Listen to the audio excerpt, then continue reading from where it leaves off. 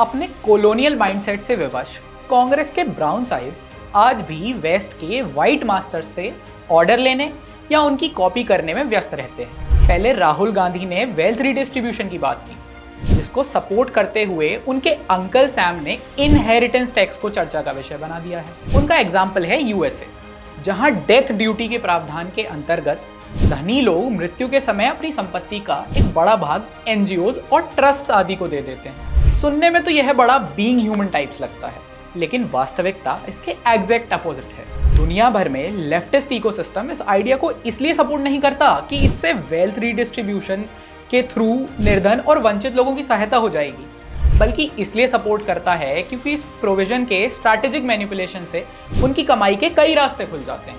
इस चैरिटी के पैसे का उपयोग बड़े बड़े फाउंडेशंस, एनजीओ इंडस्ट्री पर एक छत्र राज करने वाले वोक समाज के लिए ऐसे जॉब्स क्रिएट करने पर करता है जहां उनके परफॉर्मेंस की कोई मार्केट स्क्रूटिनी ही नहीं होती। पर इससे बनते हैं ट्रस्ट फंड किड्स, यानी कि ऐसे इंडिविजुअल्स या ग्रुप्स जिनके पास पैसा तो भरपूर होता है, लेकिन उसका कुछ इनोवेटिव या इकोनॉमिकली प्रोडक्टिव यूज करने की जगह ये लोग अपने पॉलिटिकल एजेंडा के अनुसार वर्च्यू सिग्नलिंग और नैरेटिव मैनिपुलेशन के लिए करते हैं। इसका विदेशी एग्जाम्पल ग्रेटा बहन जी हैं और देसी उदाहरण लिसी प्रिया कंगुजाम।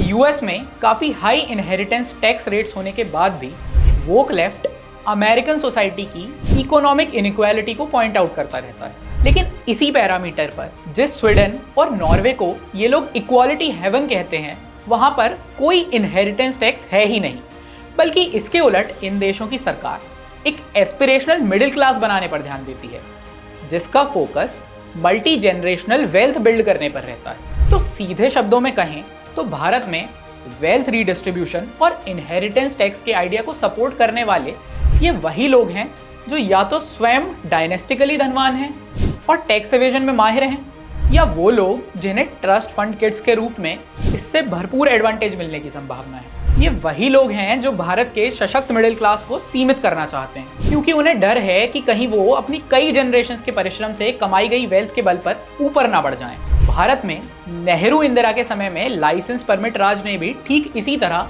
भारत में एक प्रोडक्टिव बिजनेस एलीट को पनपने से रोक दिया था। तो इस तरह से नेहरू गांधी परिवार जैसे डायनेस्टिकली रिच एलीट लोग इन टैक्सेस का मिसयूज करके अपनी काली कमाई को तो सेफगार्ड कर लेते हैं, लेकिन कई पीढ़ियों के खून पसीने की कमाई से आर्थिक रूप से सशक्त बनने की आकांक्षा रखने वाले मध्यम वर्ग को ऊपर आने से रोकने के लिए ये लोग उस सीढ़ी को लात मार कर गिरा देते हैं जिस पर चढ़कर ये स्वयं आगे बढ़े। विचार कीजिए।